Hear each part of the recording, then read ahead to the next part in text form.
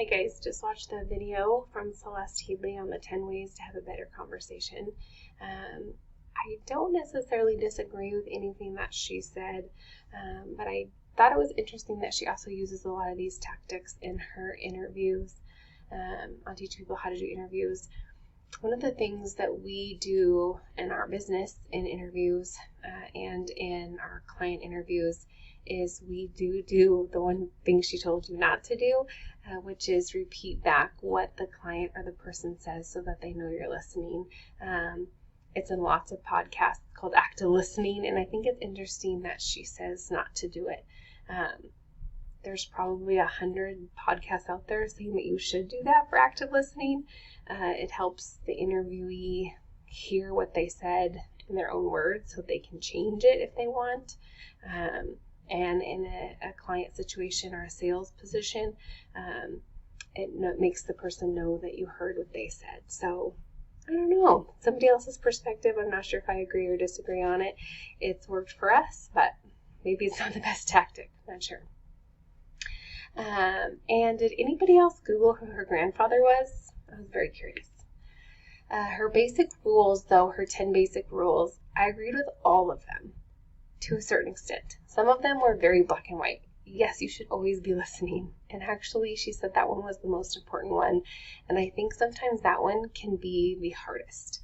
I know for me, I try so hard to listen because I get distracted so easily that I'm listening ahead of what they're trying to say so that I can have a good response. And I can almost prove that I'm listening to myself and to them. And I'm not actually actively listening so that I truly understand what they're saying. So I think that I have to be careful with that one personally. The one that I think is not black and white is when she says, stay out of the weeds. Don't share the details in the story.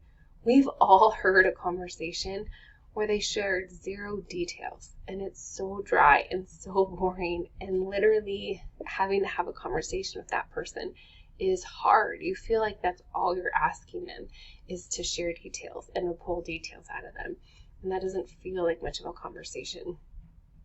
So I feel like that one is not as easy. That's a gray area, right? You want them to share some details, but not go so far into the weeds that you're losing the main point of the story. So I thought that one was hard. Be brief. That one sometimes can be hard for people. You've all heard the conversations where the other person is talking forever and you lose interest in the conversation. I think that can happen in our writing. I know even in these last couple of papers, I've gone on and on and on about a certain part of my story or a certain subject or a sentence. And I thought, oh my gosh, I need to just scale that way, way, way down. That part's not that interesting to other people as it is to me. It didn't need that much description in what I was trying to say. Admitting when you're wrong or when you don't know something.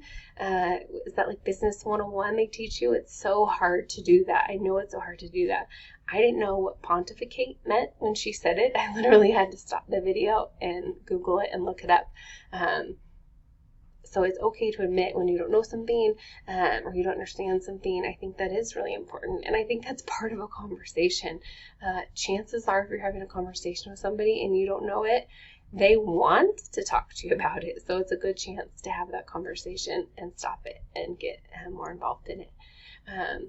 I did think it was interesting when she said that our generations are more divided than ever.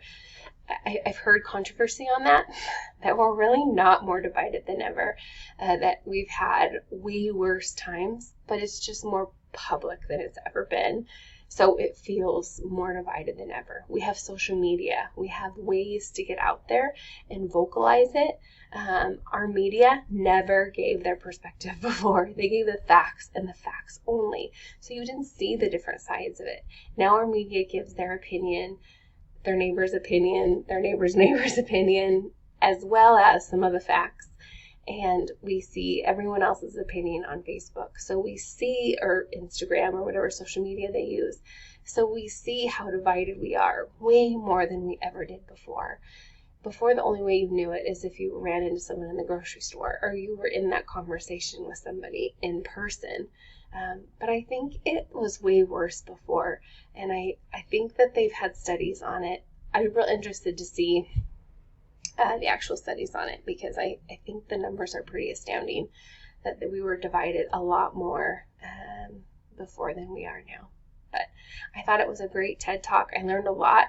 I think those are all great, valuable 10 points to use, and not only in conversations, but in our writing as well.